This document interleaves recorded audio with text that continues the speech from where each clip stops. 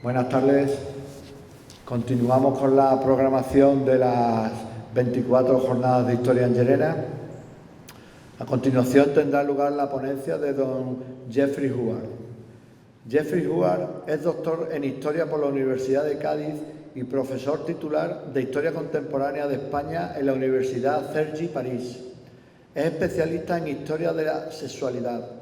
El eje de su investigación es el estudio de las identidades y el modo en el que los discursos estructuran la experiencia de los gays a lo largo de la dictadura franquista y la transición, mediante los fondos de los juzgados de vagos y maleantes y los de peligrosidad y rehabilitación social. Ha realizado varios estudios sobre la represión de las personas LGBT y ha tratado de reconstruir el mundo de la inversión sexual durante el régimen franquista. Actualmente está terminando un estudio sobre el destape gay en el cine de la transición y en particular en la obra de Eloy de la Iglesia.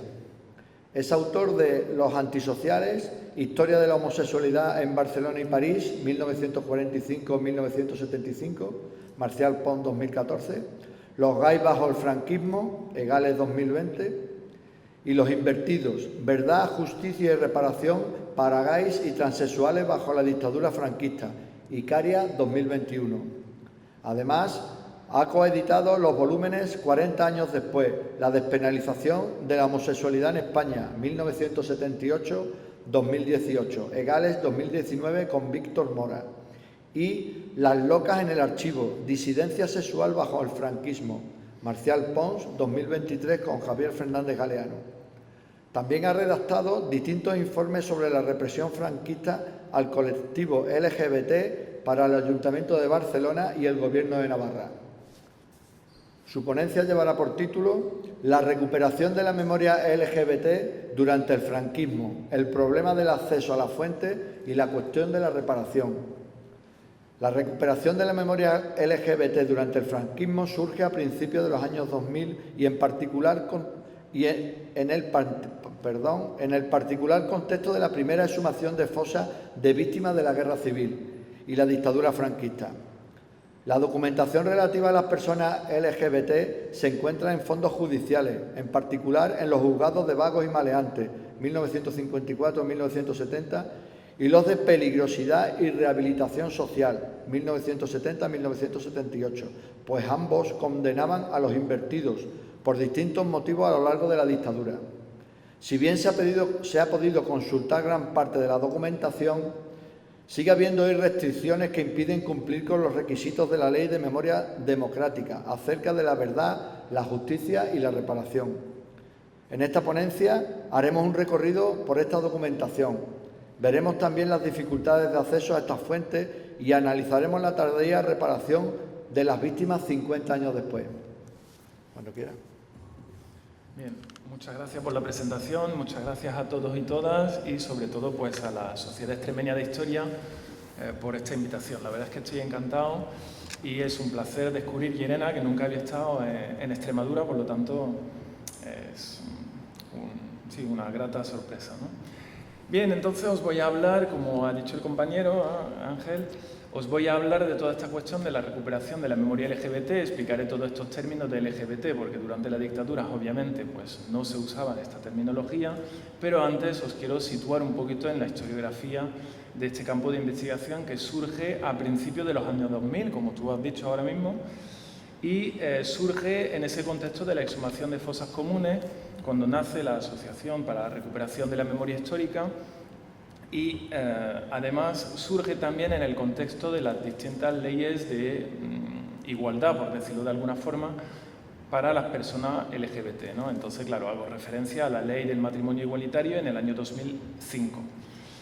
A partir de ahí, pues, surge o se desarrolla este campo de investigación y además es un campo de investigación que se desarrolla primero fuera de la universidad, porque la universidad era reacia a este tipo de investigación y por eso las dos primeras publicaciones sobre este tema son publicaciones de periodistas, como veis ahí en la pantalla, igual las conocéis, ¿no? Porque además se reeditó una hace poco.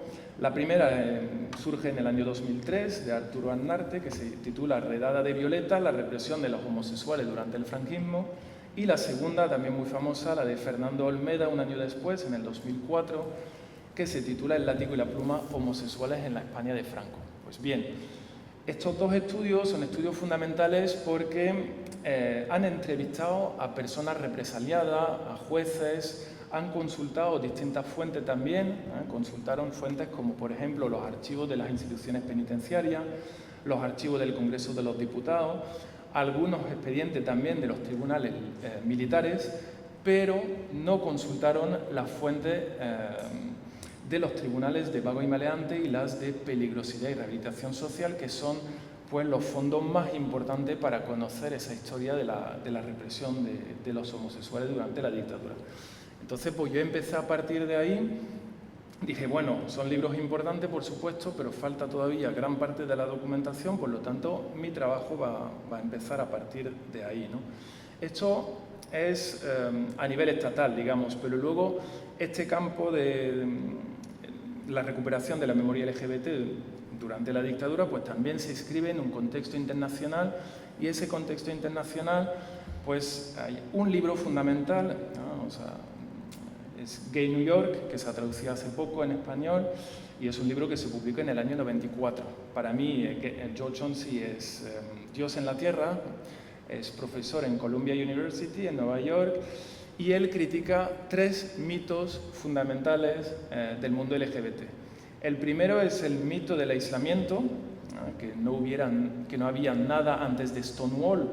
Os explico Stonewall porque no sé si estáis al tanto, es un bar gay de Nueva York en el que hubo distintas revueltas en el año 69 y a partir, digamos, de esa revuelta en el 69, pues cada año se celebra el cumpleaños o el aniversario, digamos, de esa revuelta, y es lo que se conoce hoy en día como el orgullo. Pues bien, él dice que antes de Stonewall sí que había algo, y es verdad que también en el caso español también había muchas cosas, incluso durante la dictadura.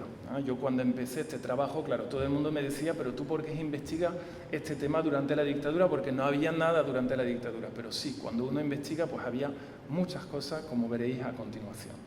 Critica también el mito de la invisibilidad, como si no pudieran verse comportamiento o persona LGBT durante ese periodo, ¿no? De los años, bueno, del principio del siglo XX hasta mediados del siglo XX, pero también para el periodo posterior, antes de Stonewall, pues también durante la dictadura, como veréis, el mundo LGBT era un mundo también muy visible. Y por último, pues critica el mito de la interiorización, como si no hubiera pues discurso en contra del orden establecido, y veréis que también durante la dictadura pues hubo distintos discursos. Bueno, eso para situaros un poquito, para entender, digamos, de dónde viene todo esto, ¿no? Para entender, pero primero tengo que hacer algunas aclaraciones terminológicas. Lo he dicho antes, esto de LGBT es muy contemporáneo. Surge en España en los años 2000, 2010 aproximadamente, pero antes más bien se hablaba de gay o lesbianas, ¿no? Es un término que surge en España a finales o a mediados o finales de los 70, y durante la dictadura pues se hablaba más bien de homosexuales, invertido en el sentido de inversión de género, o sea, por ejemplo, un hombre afeminado o una mujer pues masculina. Y cuidado, porque esta palabra de homosexual, claro, sabemos todos y todas lo que significa, pero durante la dictadura pues tenía una definición mucho más amplia que la que tienes hoy en día, ¿no? Se incluía también pues la prostitución masculina, lo que nosotros llamaríamos hoy en día personas trans, pues también para las autoridades judiciales de la dictadura, pues para ellas eran simplemente personas homosexuales. Este término de trans, lo mismo, surge en España en los 70, a finales de los 70, y por lo tanto hay un desfase siempre entre las categorías que nosotros y nosotras usamos hoy en día y las categorías usadas durante la dictadura. Y ya por último, pues como veis, hay otras categorías también hoy desaparecidas. Antes se comentaba el término de bujarrón, que ya prácticamente no se usa, pero durante la dictadura se usaba mucho. Y términos como hermafrodita, esteta, que son términos que han desaparecido completamente, ¿no? Esteta, pues hacían referencia a, por ejemplo, el término dandy, que todavía se conoce hoy en día, tipo como un escritor afeminado como Oscar Wilde o Luis Cernuda, ¿no? Eran esteta, según las categorías de la dictadura franquista. Bien, lo digo porque esto es un tema importante, estas aclaraciones terminológicas, porque muchas veces en este campo de investigación hay anacronismo muy importante y eso no nos permite entender bien los procesos pues, durante el periodo dictatorial, ¿no? Bien. Algo, entonces, como digo, voy a seguir un poquito el hilo con lo que yo sí he analizado con bastante profundidad, que son los fondos de vago y maleante y los de peligrosidad y rehabilitación social, porque estamos hablando de miles y miles de expedientes y son fundamentales pues, para entender un poquito esa historia y matizar muchos clichés que se suelen decir sobre este campo de investigación, ¿no? No lo voy a desarrollar mucho porque ya se comentó ayer, pero como veis, la ley de vago y maleante empieza, la que condena a los homosexuales empieza a partir del 54 hasta el año 70 y en el 70 se reforma, ¿no? Porque se considera que en España hay un desarrollo del homosexualismo, como se decía, y por lo tanto se reforma en ley de peligrosidad y rehabilitación social, ¿no? En el 70 hasta el 78 cuando ya se excluye la homosexualidad de dicha ley. Bien. Son dos leyes fundamentales, son dos fondos fundamentales, pero obviamente no son los únicos. Yo sí que me he basado en estos principalmente, pero como veréis a continuación, pues hay más fondos, ¿no? Pero ellos son los más importantes a mi juicio, ¿no? Los más numerosos al menos. Lo mismo, son dos leyes que condenaban a los invertidos, pero había otras leyes también. ¿Veis? El escándalo público, los abusos deshonestos, son leyes que pues, superan el periodo de la dictadura franquista, antes y después. Bien. Luego ya en el debate, si queréis, podré desarrollar este tema, pero lo interesante es ya adentrarse un poquito más en esa documentación. Bueno, el gran problema que tenemos los investigadores y las investigadoras con este tema es el acceso a la documentación. Se supone que este acceso lo rige una ley, la Ley de Patrimonio Histórico del 85, y es una ley que permite consultar la documentación que tiene más de 50 años. Como investigador o investigadora se supone que podemos consultar la documentación que tiene menos de 50 años. Pero en realidad eso depende también mucho del director o de la directora de distintos archivos en el Estado español. Por ejemplo, en el caso de Cataluña, Canarias y Madrid se puede consultar toda la documentación sin problema ninguno. Entonces ahí no hay problema. Sin embargo, en otros archivos, por ejemplo, es más complicado, ¿no? En el Archivo Histórico Provincial de Sevilla, ahí solamente se permite consultar la documentación que tiene más de 50 años. Ahora, claro, estamos en el 2024, no hay ningún problema, se puede consultar casi toda la documentación de la dictadura, pero cuando empecé en el 2009, pues eso me limitaba mucho y fue un problema, ¿no? Yo les decía, bueno, pues en Barcelona uno se compromete a firmar una carta como que no va a citar los nombres que aparecen en los expedientes y ya está, no pasa nada. Pero pues para algunos directores o directoras eso no se podía hacer, ¿no? Luego hay distintos problemas también en el Archivo Histórico Provincial de Vizcaya, puesto que para la directora es una documentación altamente sensible, como me decía, y por lo tanto pues no se podía consultar. Ella permite la consulta solamente de 10 expedientes, que es muy poquito, y encima tacha muchísimos datos. El nombre se entiende que se tache, ¿no? Porque por protección de datos se puede tachar el nombre, y al final el nombre para el investigador pues no nos interesa realmente, ¿no? Es anecdótico. Lo que interesa más pues son los procesos de represión, cómo funcionaba, etc. Pero pues ahí es prácticamente imposible consultar esa documentación y me han dicho hace poco que esta mujer se jubiló y por lo tanto a ver si con el nuevo director o la nueva directora pues ya sí se puede consultar por fin. Ya, no voy a detallar todos los casos en todo el Estado, ¿no? Pero sí que me parece importante para que veáis un poquito la resistencia que hay todavía hoy en día, en el 2024, para consultar esta documentación. El caso más difícil es el caso de Zaragoza, Navarra, que es el Juzgado Especial de Vago y Maleante de Zaragoza, y ahí todavía la documentación no está en el Archivo Histórico Provincial, por lo tanto no depende de Cultura, sino que depende de Justicia. Con distintos contactos que tengo, claro, he estado hablando con el Ministerio de Igualdad, he estado hablando también con el Ministerio de Justicia, con la anterior ministra, en el anterior gobierno, gracias al senador de Navarra y tal, pero de momento está todo bloqueado, la jueza no permite el acceso a esta documentación y por lo tanto es una documentación que está durmiendo en los sótanos de Zaragoza y es una lástima. En fin, ya veremos si en los próximos meses o incluso alguien de aquí pues se anima a tratar de consultar esta documentación. Estuve en Pamplona hace unos días y hay alguien que lo está intentando, pero de momento se le niega ese acceso y eso es problemático, ¿no? Bien, entonces, claro, la idea es cómo podemos cumplir con los objetivos de la Ley de Memoria Histórica y la de Memoria Democrática si pues no podemos tener acceso a esa documentación. Por lo tanto, lo que os presento hoy es algo parcial. Hay mucho ya desde hace 20 años aproximadamente, pero sigue siendo parcial.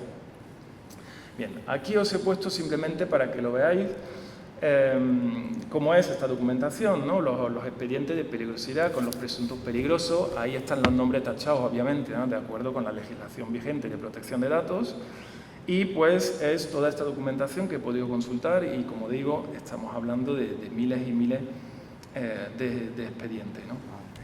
Bien. Ahora mismo os estoy hablando de los invertidos, pero cuidado porque estas leyes famosas de Vago y Maleante y la otra son muy famosas por el tema de la homosexualidad o de los homosexuales, pero no condenaban solamente a los invertidos, ¿eh? Condenaban también, como veis ahí, a todo tipo de marginales o marginados, como carterista, mendigo, ratero. No voy a leer toda la lista que tenéis ahí detrás, pero digamos, condenaba también a vagabundos sin profesión, mujeres adúlteras, prostitutas clandestinas, aquellas personas que viajan sin billete y sin documentación, bolsilleros y bolsilleras, bolsillero por sustraer un reloj, trigo, una oveja, mercancía en un mercado, las personas asiduas a la bebida, estafadores, policía full no sé si entendéis, pero son las personas que se hacen pasar por policía, las personas que cometen malos tratos contra la mujer, las personas que falsifican firmas, etcétera, etcétera. O sea, todos los marginados, las personas de la pequeña delincuencia, digamos, pues estaban condenadas también por esta ley de vago y maleante. Por lo tanto, esto que estoy comentando de los invertidos representa solamente un 10% de toda la documentación. A ver. Bien. Y como pongo ahí, el objetivo de estas leyes fundamentales consistía pues en limpiar las calles de esa marginalidad social, ¿no? De esa pequeña delincuencia y pues la idea era condenar la pobreza, ¿no? Bien, aquí os he puesto algo descriptivo para que tuvierais alguna idea, ¿no? Son los documentos que tiene un expediente de peligrosidad para tratar de establecer la peligrosidad o la presunta peligrosidad de la persona condenada o no. Entonces, como veis, había un informe policial sobre las condiciones de la detención. Por ejemplo, si una persona está ejerciendo la prostitución en la calle, porque claro, cuando hablamos de homosexualidad, muchas veces homosexualidad era una palabra sinónimo de prostitución. Por eso ayer se comentó que una persona fue condenada por homosexualidad, pero ya veréis que realmente eso es discutible y no estoy haciendo un ejercicio de revisionismo histórico, luego lo comento. Otro documento importante en esta documentación, en un expediente, es la declaración en comisaría y luego en los juzgados. Tercer documento, un informe a la Dirección General de la Seguridad para conocer los antecedentes del detenido. Si esas personas tenían antecedentes penales, pues en general se le condenaba por peligrosa social. Luego un informe de la policía a partir de entrevista con el vecindario para sopesar la buena conducta y la moralidad de esa persona, entre comillas. Quinto documento, un informe detallado del médico forense con las características físicas y psíquicas de la persona detenida para ayudar al juez pues en su decisión de condenar o no a esa persona, ¿no? Entonces analizaban, por ejemplo, el vello axilar y púbico, se decía que podía ser de distribución claramente femenina, observaban también una psicomotricidad feminoide, ¿no? O sea, si una persona pues era una persona afeminada, entonces trataban de utilizar este tipo de terminología así pseudocientífica y analizaban pues también la forma del ano y señalaban las cejas depiladas como señales pues de inversión sexual. Penúltimo documento en estos expedientes es el informe de la policía sobre los distintos trabajos realizados durante los 5 años previos a la detención, porque también eso sí que era una característica fundamental para declarar a esa persona peligrosa, pues si no trabajaba, en general sí que se la declaraba peligrosa social, ¿no? Si ejercía la prostitución, obviamente eso no se consideraba como un trabajo honrado y por lo tanto pues se la solía condenar.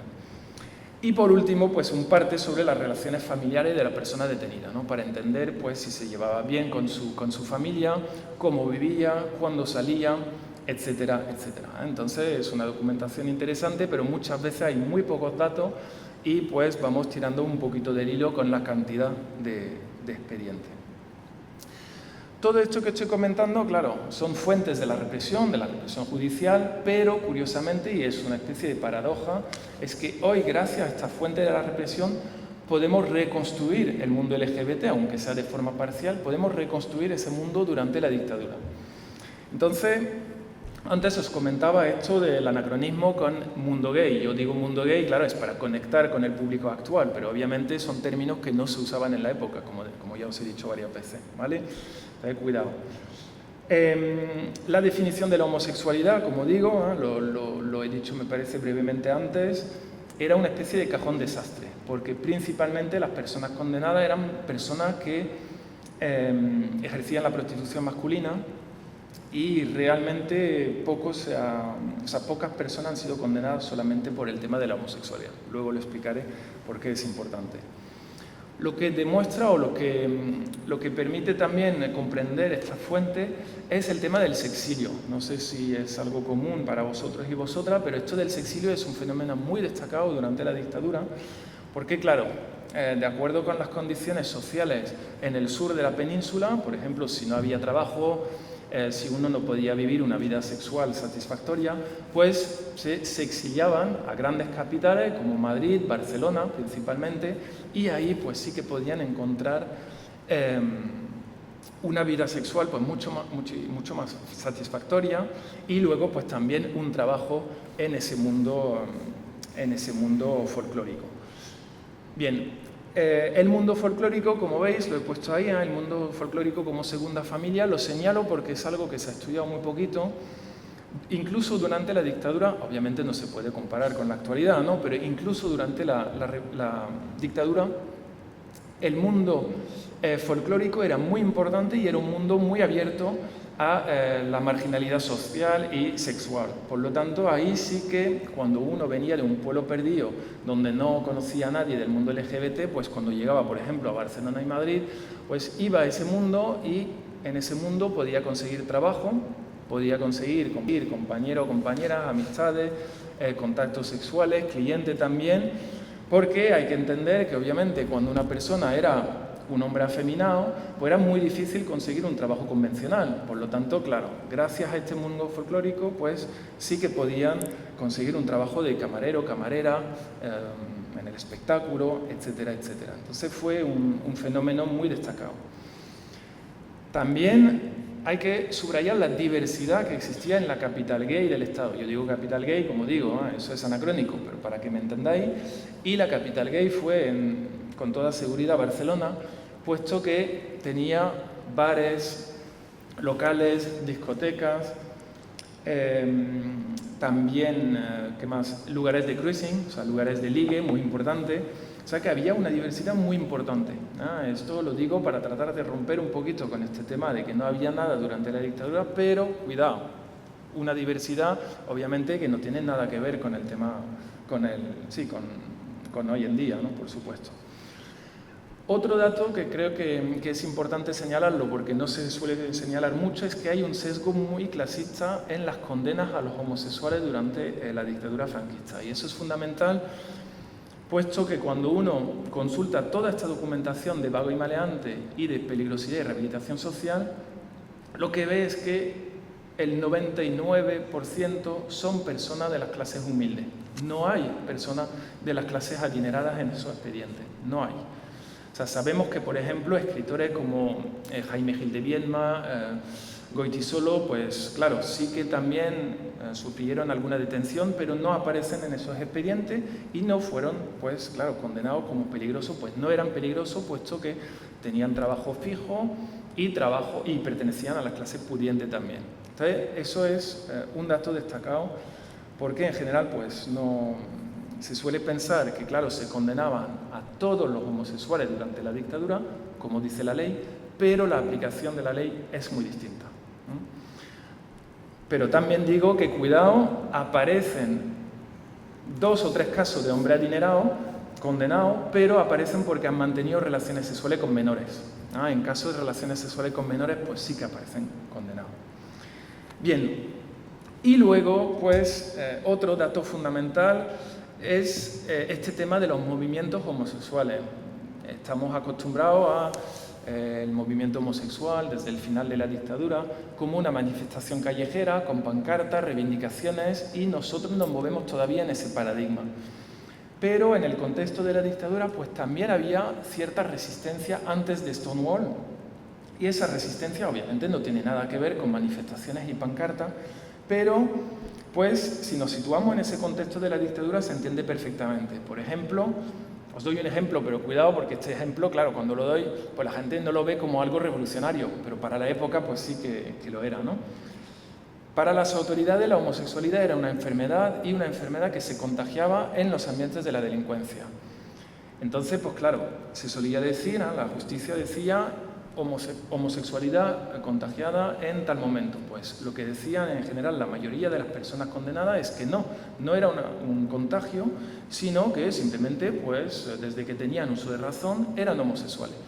Entonces, claro, ese enfrentamiento, digamos, a las autoridades era bastante importante y muy común en aquella época, y hemos perdido un poquito ese carácter transgresor, ¿no?, de esas reivindicaciones. Bien. Ahora quiero conectar todo esto con este tema de la reparación, porque claro, es algo fundamental, ¿no?, desde el año 2000 aproximadamente, y luego las distintas leyes, y entonces, pues claro, lo quiero conectar con distintos puntos, ¿no? La reparación simbólica, en primer lugar, luego la reparación económica, y os enseñaré también brevemente algunos monumentos conmemorativos. Es descriptivo, pero como no sé si estáis al tanto, pues por eso lo he puesto hoy aquí. Bueno, existen para la población LGBT distintos reconocimientos en el Estado español desde el año 2005. No voy a detallar todos los casos, pero lo veis aquí. Primero fue el Parlament de Cataluña, y luego pues también hubo un homenaje a los presos homosexuales condenados en la cárcel de Huelva. Ayer se comentó esto de la cárcel de Huelva, porque se suele repetir hasta la saciedad, y de hecho ayer también se comentó que la cárcel de Huelva era para activos o pasivos y la cárcel de Badajoz para o pasivos o activos. Esto es un cliché que se repite desde hace 25 años. Realmente yo no he encontrado la fuente y no sé si realmente fue el caso. Entonces eso habría que verlo, pero cuidado con esto que se va repitiendo cada año, porque creo que es discutible, ¿no?, en este caso. Bien, y luego, bueno, veis, he puesto la ley de memoria histórica aparte, pero bien. Hay distintas indemnizaciones de esas personas condenadas desde la ley de memoria histórica. Veis, por ejemplo, una persona que estaba en la cárcel entre 1 mes y 6 meses, pues puede cobrar una indemnización mínima de 4.000 euros.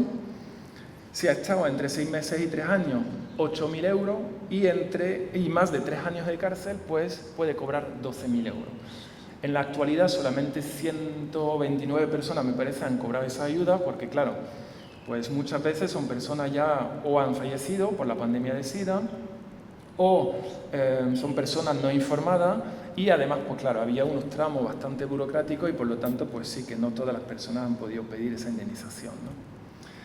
Os he puesto algún ejemplo ahí para que veáis distintos monumentos conmemorativos para recordar un poquito lo que se había olvidado de esa memoria LGBT. Aquí es un caso, ¿no?, en Durango. No lo detallo todo, pero veis personas perseguidas y represaliadas por el régimen franquista debido a su opción sexual y afectiva, y que lucharon bajo ese régimen por vivirlas en libertad. Es un edificio que hay desde el 2009. Aquí lo veis en el Parc de la Ciutadella de Barcelona. No se ve bien, pero además está en catalán, pero hace referencia pues a las personas perseguidas también por su orientación sexual. Está desde el año 2011. Aquí he puesto un ejemplo en Pamplona, veis, en euskera y en español, lo que pasa es que está tachado, y además está tachado desde hace poquito, o sea que todavía hay cierta resistencia, digamos, y es una placa que se colocó en la estación de autobuses de Pamplona, la antigua estación, porque pues ahí los invertidos ligaban, ¿no? Era un lugar de cruising en esa estación y se ha querido recordar, ¿no? Bien. Último caso para que veáis, la cárcel modelo de Barcelona, que ha sido resignificada desde hace poquito, y era una cárcel famosa durante la dictadura porque ahí había una galería de invertidos, ¿no? Se comentó también este tema de la galería de invertidos, o sea, un departamento aparte para esas personas, precisamente porque pues, se pensaba que se contagiaba la homosexualidad, por eso iban apartados todos de los demás presos, ¿no? Pues bien, pues hoy en día es un espacio memorial y cultural. Luego, hay algo que siempre me gusta señalar, y perdón, porque claro, voy a hablar de dos casos míos, pero es que muchas veces el trabajo académico pues, se queda en estantería de biblioteca y no sale del mundo académico, no sale de la universidad, y eso me parece problemático. Y por eso, pues, con algunos compañeros y compañeras tratamos de trabajar también con instituciones públicas, lo veis ahí, y tratamos de trabajar con instituciones públicas para difundir ese trabajo y para avanzar, pues, en el conocimiento y en la recuperación de esa memoria.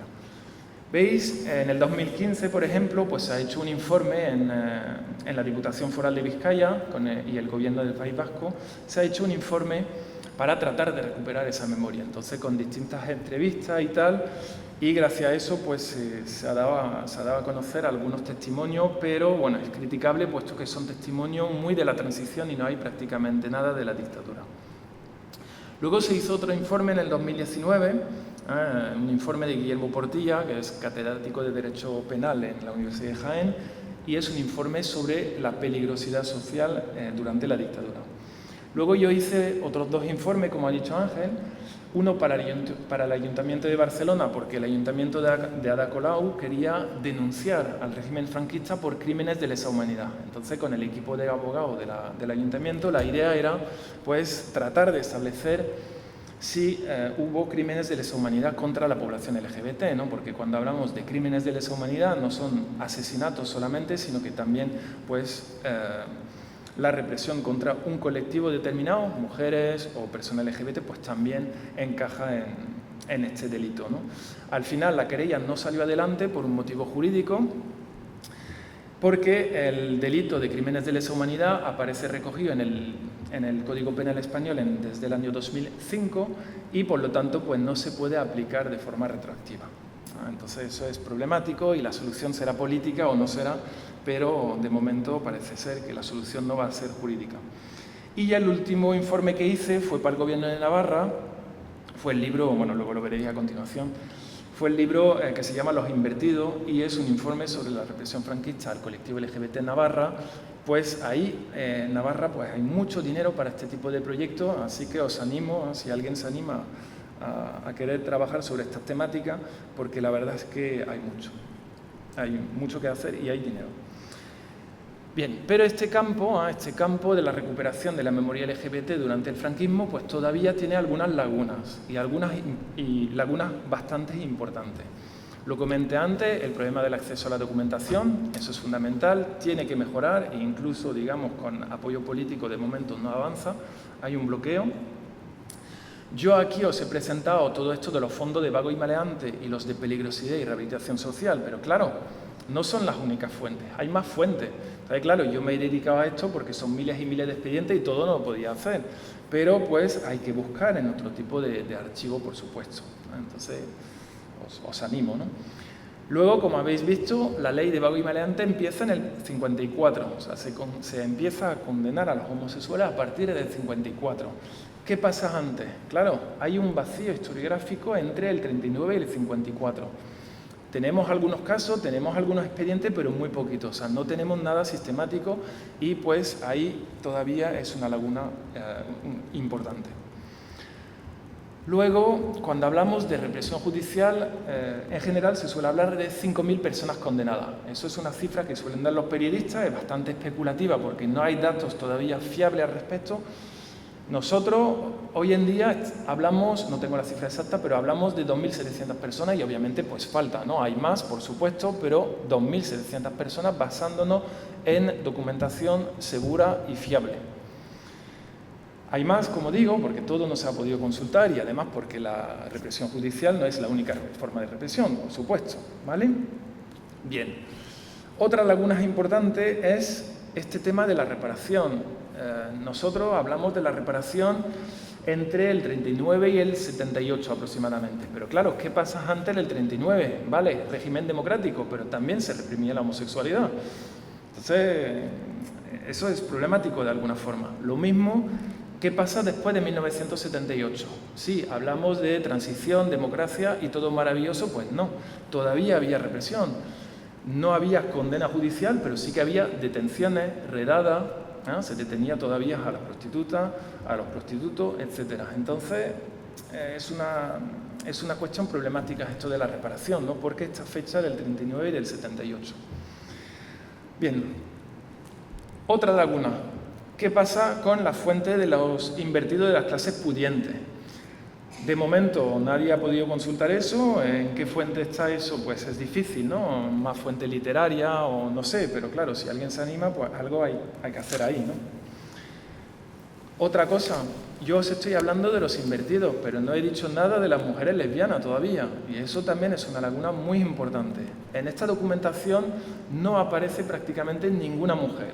Hay un caso en Barcelona, 4 en Madrid, 2 o 3 en Canarias, o sea, son fuentes, digamos, que no nos ayudan a entender todo este tema del lesbianismo. Por lo tanto, ahí, pues, las fuentes son distintas y hay que hacer un trabajo también, pues, muy distinto, pero es un trabajo fundamental e importante que hay que hacer. Luego, antes estaba hablando de distintos informes que se han hecho a nivel local o en distintas comunidades autónomas, pero todavía no hay un informe a nivel estatal. Y yo creo que se debe de hacer ese informe a nivel estatal con todo un equipo, pues para conocer mejor y, sobre todo, claro, acceder a las fuentes, ¿no? A ver si se puede hacer en los próximos meses o próximos años, ¿no? Otro dato es que todavía falta hacer muchas entrevistas con las personas represaliadas. Hay algunas entrevistas, por supuesto. Yo he usado algunas, he conocido también a algunas personas, pero hay muchas personas que no quieren hablar. Y luego, claro, es difícil dar con esas personas, porque hoy en día estamos hablando con personas que tendrían más de 80 años. Entonces, muchas han muerto. Y además, claro, esas personas tan mayores, pues muchas veces no están en asociaciones, por lo tanto, no hay forma de contactarlas y pues hay que conocer a una a lo mejor y luego pues, tirar del hilo un poquito para conocer a más personas mayores y crear pues o hacer esas entrevistas, ¿no? Digamos, y grabarlas, porque de hecho, por ejemplo, en Navarra se graban las entrevistas y todo se queda en el Instituto de la Memoria y eso me parece fundamental. Bien, así que a ver si aquí en Extremadura, por ejemplo, se hace o se puede hacer, ¿no? El tema del Museo del Franquismo. Sabéis, todavía es un tema que, bueno, está en debate, no existe todavía, más de 40 años después de la dictadura. A ver si surge en algún momento, pero yo creo que debería de haber una parte, ¿no? con toda esta documentación LGBT, ¿no? Es fundamental.